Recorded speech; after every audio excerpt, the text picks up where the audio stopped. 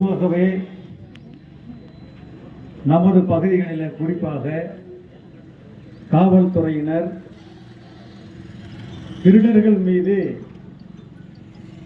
மிக மிக மென்மையாக நடந்து கொள்கிறார்கள். அவங்க வாங்க திருடர் சார்னு அழைக்கிறது மட்டும்தான் பாக்கி, மீது எல்லா வேலையும் செஞ்சாச்சு.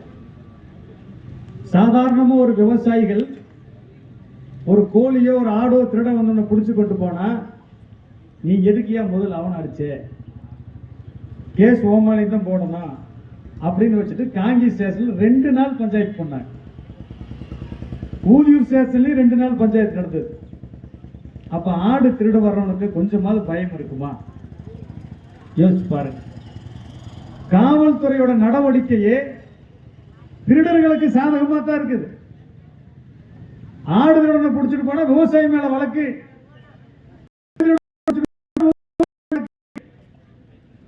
எப்படி திருடன் பயந்துக்குவான்?